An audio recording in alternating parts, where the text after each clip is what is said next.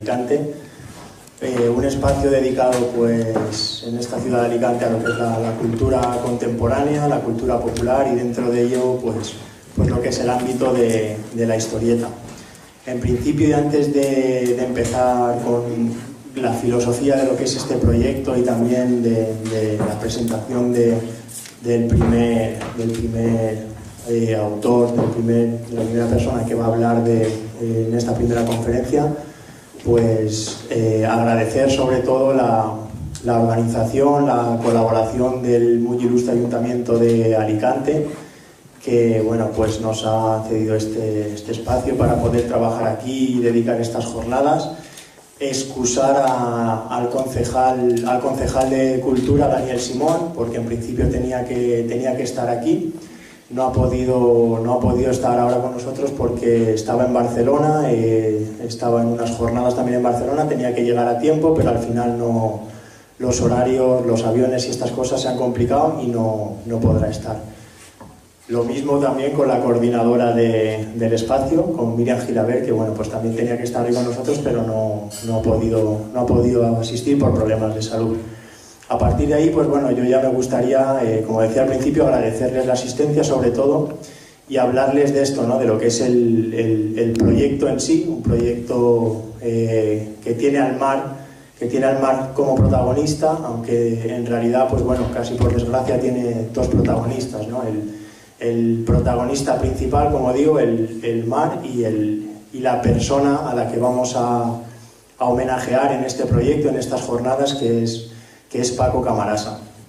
Sin extenderme mucho, si les cuento un poquito para que entiendan el concepto de lo que vamos a plantear, tiene un origen ya en finales del 2015, donde Paco Camarasa y un servidor pues planificaron un proyecto de unas jornadas teóricas relacionadas con Hugo Pratt y con Corto Maltés.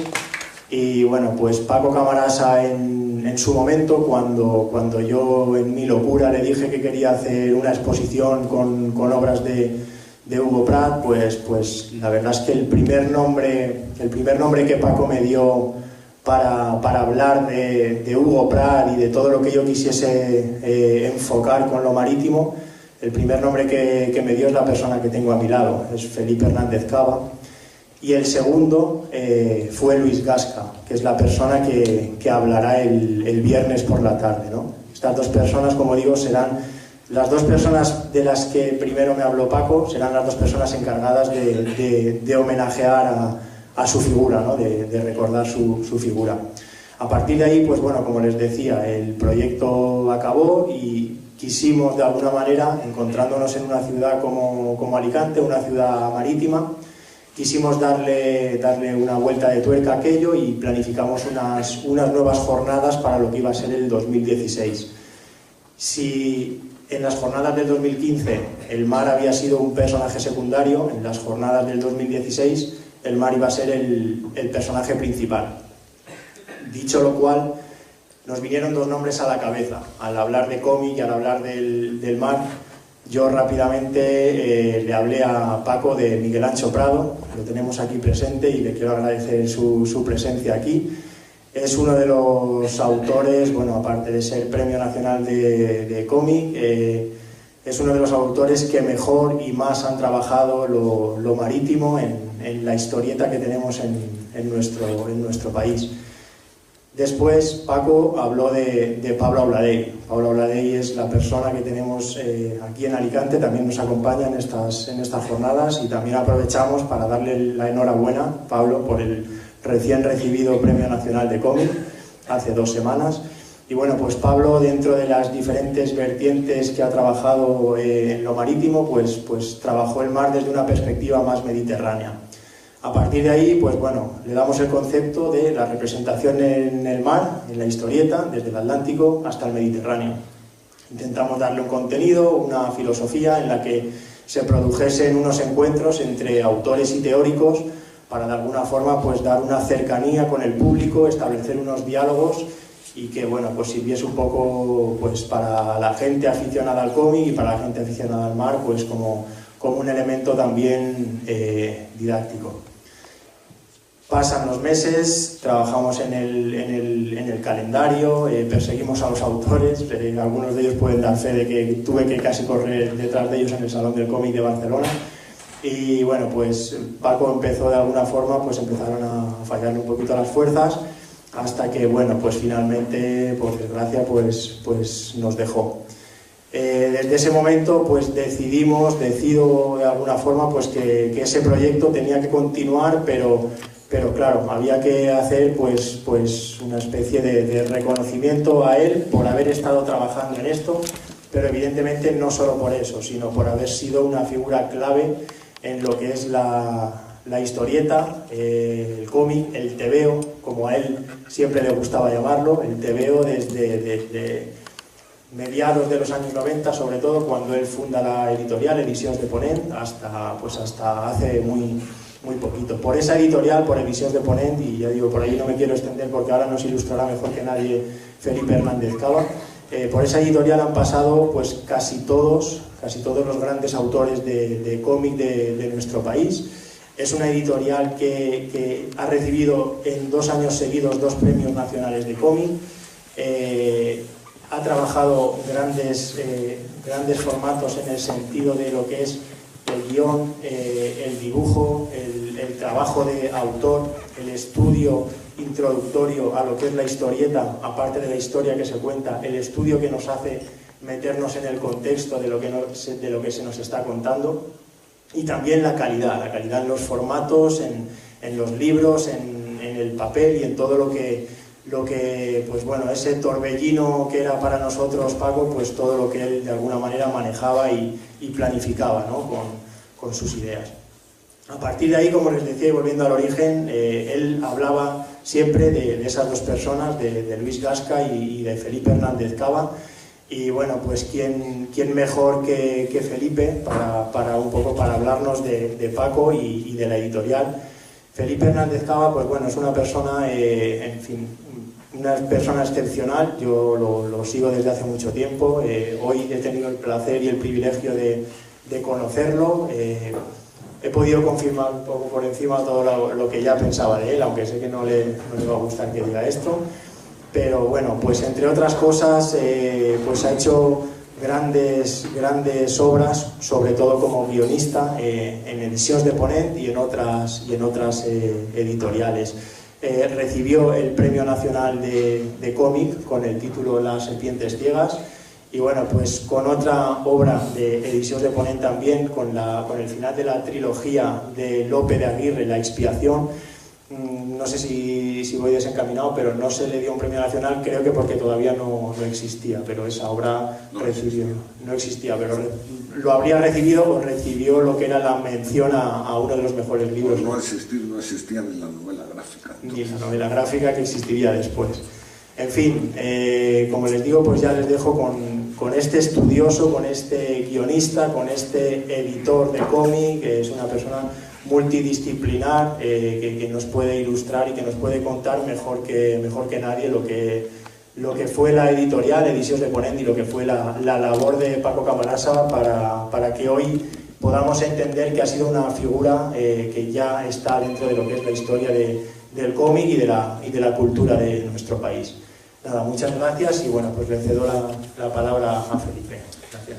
Gracias. Buenas tardes a todo el mundo.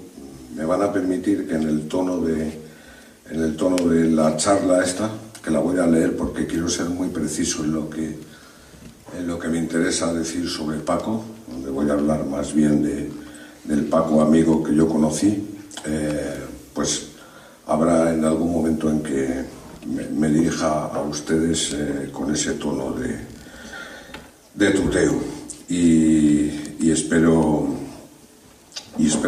contribuir a homenajearle en alguna medida con esto. Lo primero que quiero pediros es que me pongáis bajo sospecha. Me explico. Este país nuestro siempre me ha parecido bastante cainita, y lo frecuente es que, siendo esta una actitud de origen fratricida, la practiquemos en consecuencia con los que tenemos más cerca. Es el único aspecto positivo de las guerras civiles, como decía irónicamente mi cada día más añorado Chumi Chúmez, que en ellas se mata con más saña. Por otro lado, el mundo de la historieta siempre se me ha antojado bastante endogámico. Suelen serlo todos los colectivos profesionales, pero quizá porque la magnitud del nuestro no es la que algunos quisiéramos, ni la que a veces parecen inducirnos a creer los medios, a mí se me antoja que aquí los golpes de quijada tienen un eco más altisonante. A menudo, pocas veces de frente, tratamos de enterrar al compañero, si es posible en vida, que es una cosa que a los españoles se nos da bastante bien. Basta, sin embargo, con que el objeto de nuestros odios o malquereres fallezca para que se despliegue una hipócrita avalancha de condolencias y lamentaciones entre sus hasta ayer adversarios. Quizá por eso tengo un amigo cuya primera reacción cuando sabe de la muerte de un compañero de profesión es la de no contestar al teléfono, para que no le sumen a ese panegírico fúnebre de hipócritas declaraciones. Así las cosas, ¿soy yo el más adecuado para hablar de Paco Camarasa? ¿Le fui verdaderamente leal, contrafuerte de cualquier relación, aunque yo os diga que sí hasta el final? ¿O pertenezco al círculo de plañideras sobrevenidas? ¿Le conocí medianamente bien, pese a lo complejo que es conocer a alguien? ¿O Paco Linares debería haber recurrido a otra persona en mi lugar que le conoció y le entendió mejor que yo? Se me ocurre que tal vez a Micharmut, o tal vez a Pedro Porcel, pero tampoco sé lo que dirían ellos al respecto. Ponedme, pues, antes que nada, bajo sospecha. Creo que conocí a Paco en 1997, en las postrimerías de un salón del cómic de Barcelona. Ricard Castells, con el que yo había hecho un álbum sobre Lope de Aguirre 5 años antes y que se frustró por el desencuentro entre el editor para el que estaba pensado y el propio Ricard, había hablado ya con Paco, Jesús Cuadrado mediante, sobre la posibilidad de que fuese Ediciones de Ponent, creada tan solo 2 años antes, quien hiciera realidad esa obra. ¿Y qué me pareció Paco en ese momento?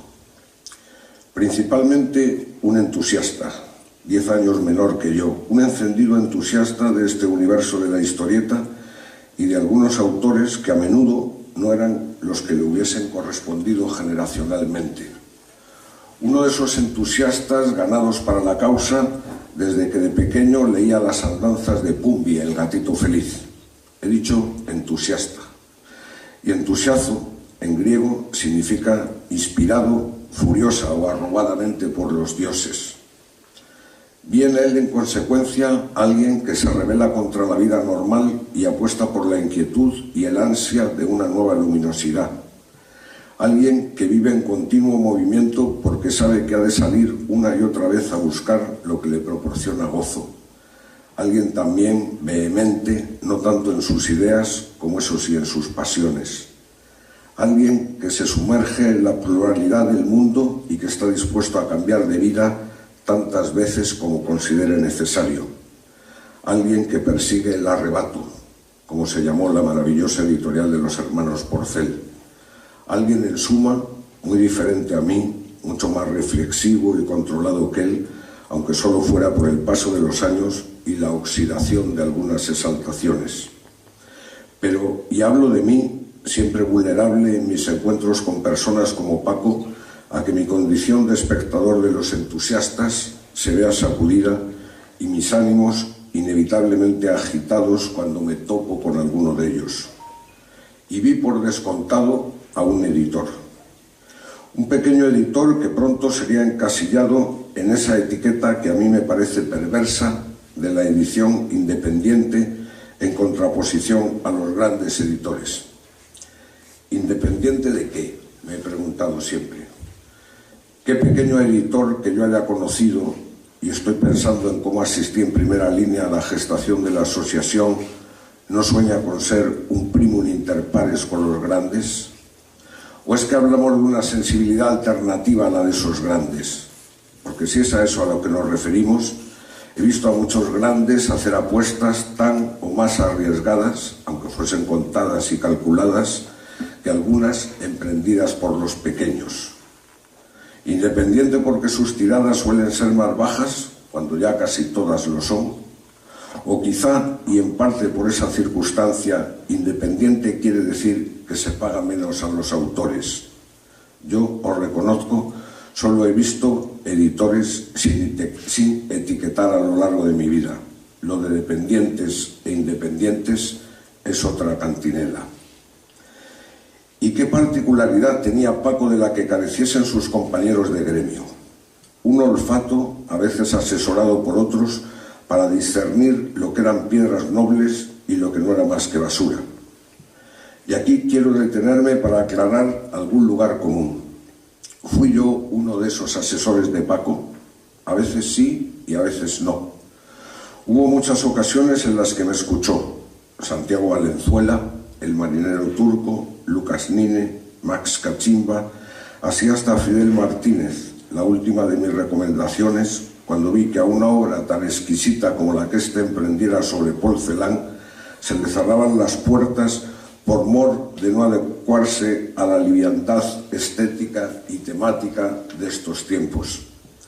Pero hubo otras, y no se lo reprocho, en las que no me hizo el menor caso.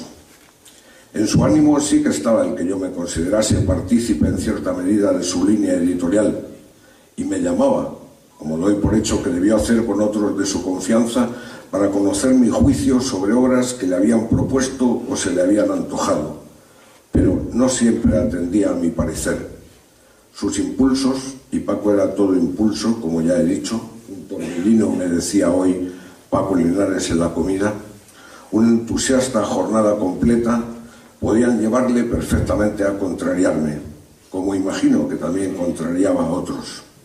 Pero tengo claro que mientras estuvo con nosotros fue mi editor, no solo el de mi equipo El Cubri, ni el que gracias al empeño de Ana, Juan y Queco en ello me regaló la posibilidad de controlar una colección, El Cuarto Oscuro, que a mi juicio deja 5 obras indiscutibles de Ana, Queco, Federico del Barrio, Sanjú y Fidel Martínez, aunque se quedasen en el tintero las otras que había soñado. Cifré, que murió cuando estaba embarcado en ella, Micharmut, Calatayud o Auladel, por ejemplo. Y fue también el editor que me ayudó a hacer posible obras como La expiación con Castells, Uveguel con Brocal, Vivov con Enrique Flores, Soy mi sueño con el citado Auladel o Sará Servito con Laura, entre otras. E igualmente, y quiero decirlo para deshacer cualquier equívoco, el editor que me rechazó también trabajos a mí, que algunos han dado por hecho que tenía patente de corso en Ediciones de Ponent. Un editor del que, así es la Wikipedia, pareciera que debemos recordar sobre todo el arte de volar, el soberbio trabajo de King y Altarriba, pero que nos deja en su catálogo una porción de joyas por las que merece ser recordado, y donde cada uno de vosotros puede entrar a elegir cuáles son las suyas. Entre las mías, tomadlo como un parecer subjetivo, como son todos mis juicios, incluso cuando alguien me confunde con un teórico, hay piezas de Calatayud, de Queco, de Ana Juan, de Max, de Marchante, de Gallardo, de Castel, de Máiquez, de Alberto Vázquez, de Toña Santolaya, de Enrique Flores, de Auladel, de Pere Joan, de Sanjú, de Martí, de María Colino, de Carlos Nine, que otro hubiera osado editar ese gesta dei, de Francisco Solé, de López Cruces, de Pons, de Rico, de Laura, de Nacho Casanova, de Martín López Lán, de King y de tantos otros.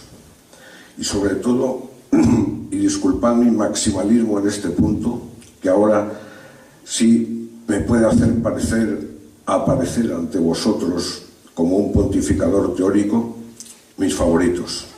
Los 2 libros de Cifré, Arfobia II y 101 acudits del señor Ruc, y las varias piezas de Micharmut. Porque aun cuando Paco no fuese el descubridor de Quique, sí que podemos decir que es el que mejor supo alentarlo en las últimas décadas. Un Micharmut con el que compartía la capacidad de ver aspectos en el trazo estajanovista de Manuel Gago para El guerrero del antifaz, dignos de ser pulidos y devueltos al acervo mayúsculo del tebeo. Todo eso sin olvidar naturalmente los libros teóricos de Pedro Porcel, que hacen bueno aquel aserto de Lezama Lima, no siempre exacto, va por ti Jordi, pero con el que he convivido toda mi vida.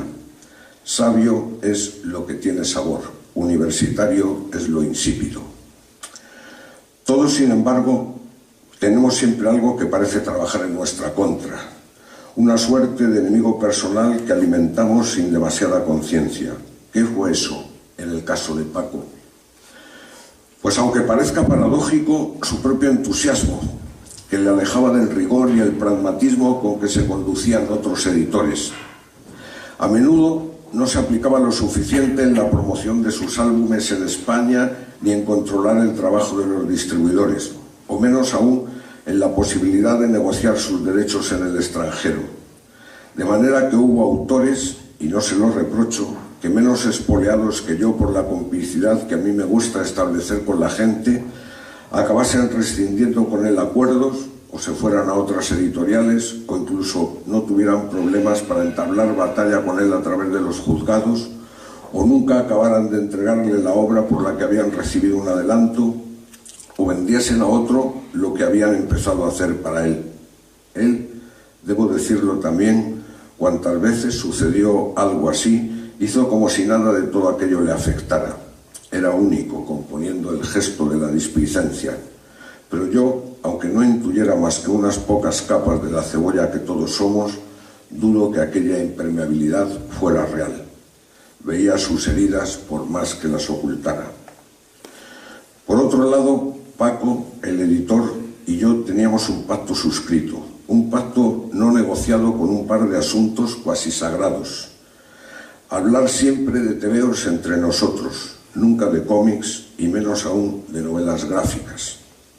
Y no abundar en esa perversa idea de que era gracias a los editores, y muy especialmente a los editores independientes, que la historieta española de calidad se había hecho realidad, obviando que pese a la necesaria existencia de su figura, esa evidencia, si es que nos quedan muchas evidencias a estas alturas, ha podido darse también gracias a la generosidad de unos creadores que estuvieron dispuestos a trabajar por precios irrisorios.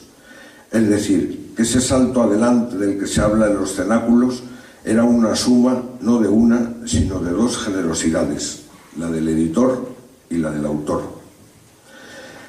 Y era también Paco un editor que tenía una relación desconcertante con el dinero.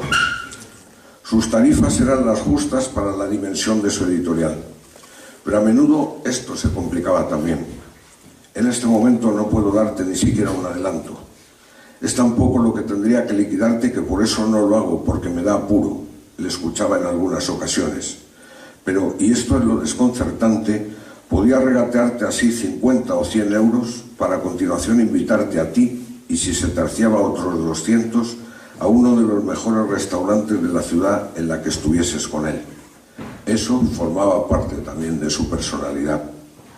Y por eso yo era consciente de que no me mentía cuando me llamaba para saber si para Navidad me apetecía que me enviase una buena caja de turrones, o un jamón, o un juguete de colección, o Dios sabe qué. Porque era sincero en ese instante, totalmente sincero, y no pensaba más que en cómo hacerte sentir mejor, aunque él y yo supiéramos que poco después habría arrinconado cuando no olvidado esa promesa.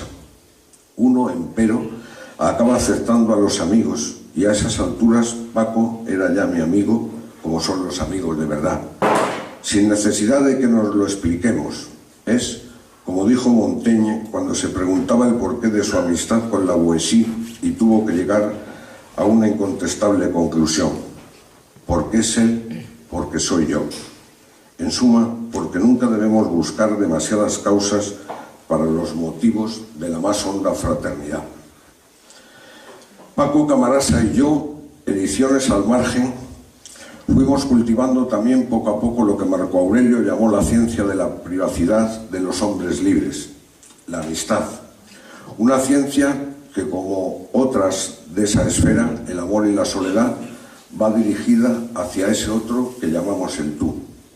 De modo que entre amigos, uno y otro sean a la vez objeto y sujeto, siempre con la consideración para ambos de ser un fin en sí mismo.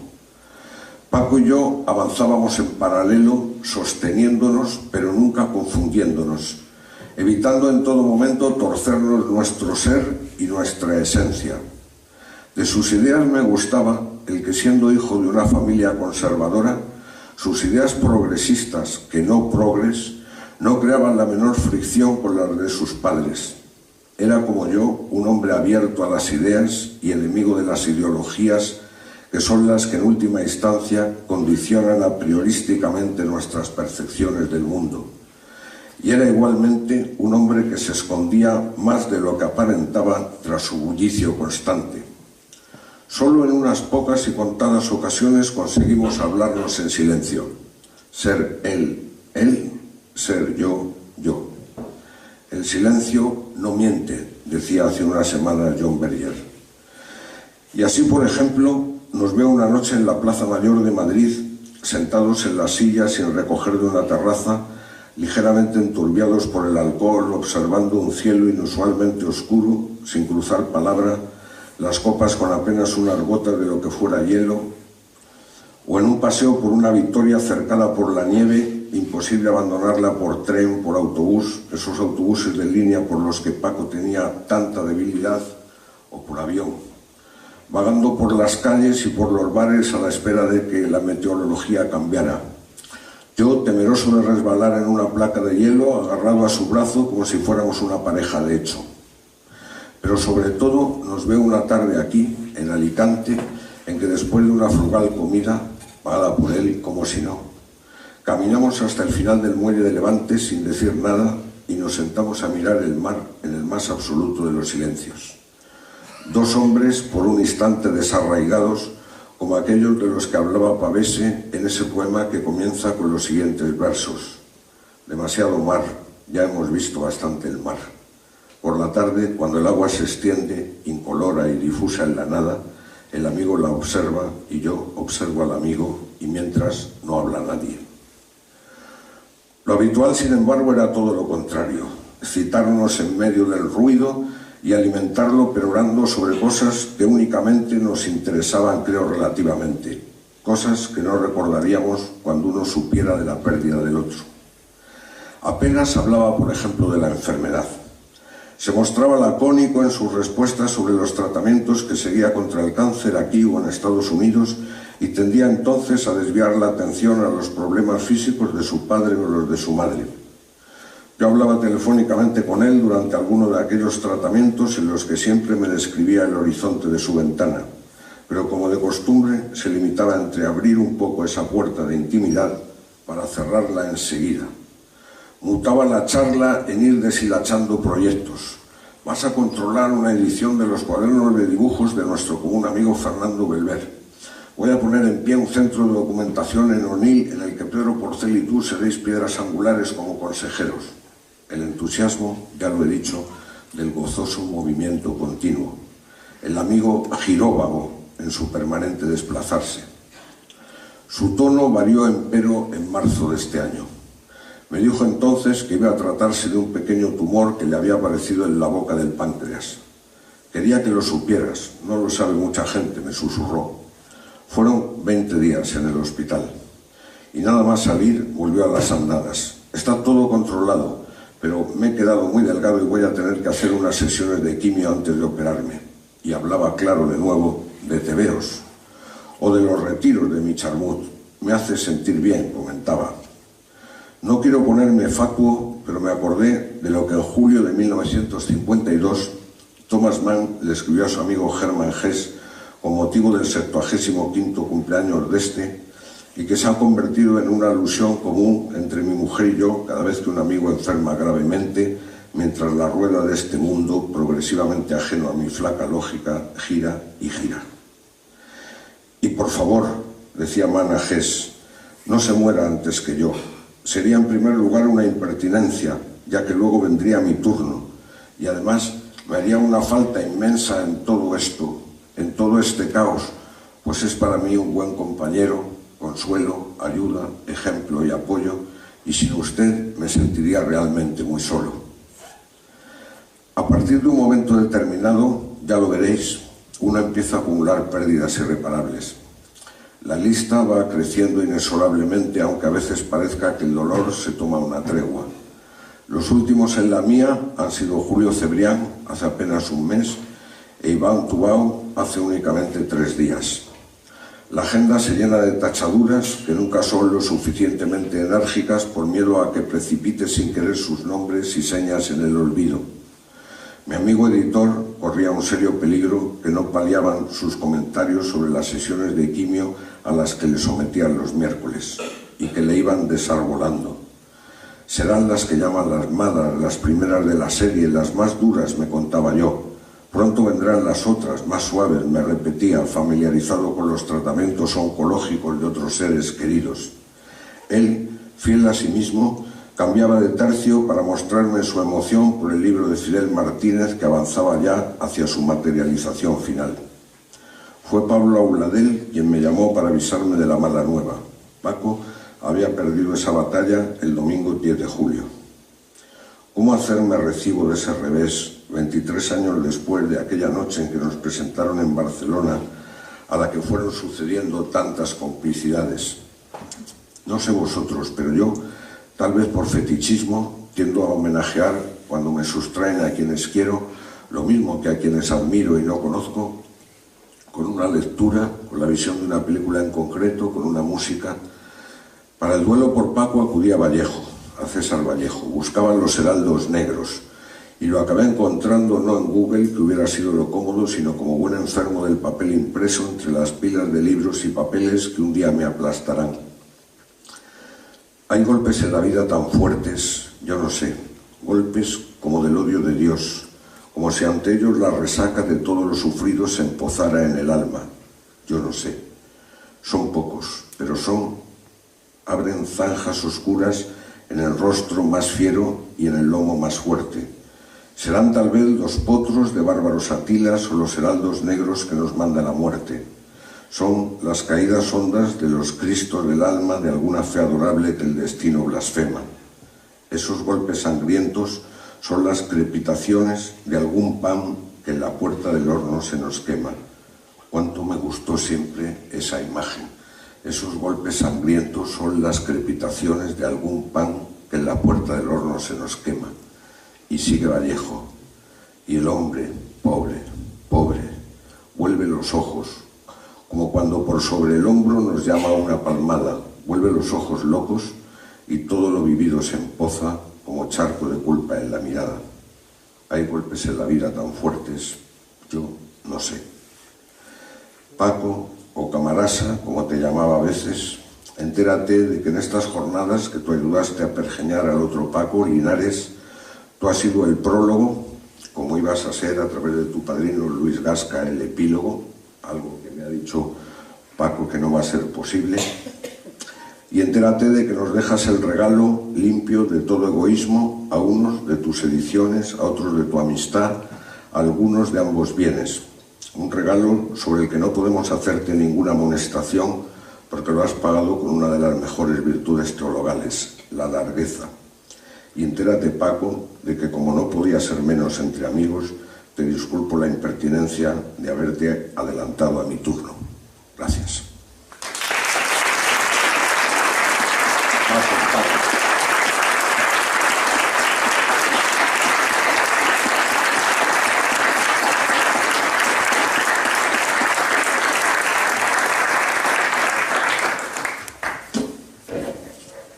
Bueno, pues queda claro la verdad, lo que sabe Felipe Fernández Cava de la editorial, de nuestro querido Paco, y bueno, pues al mismo tiempo lo bien que lo cuenta y lo describe, ¿no? Sentimiento y esencia, al final es el corazón abierto lo que Felipe Fernández Cava ha mostrado aquí.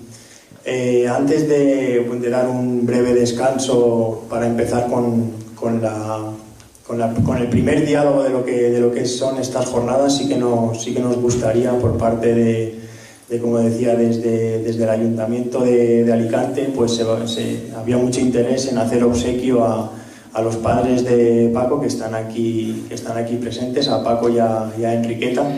Les voy a hacer yo obsequio de una placa conmemorativa, precisamente por la labor de Paco a lo que ha sido la historieta. Me voy a acercar y les voy a hacer un pequeño obsequio.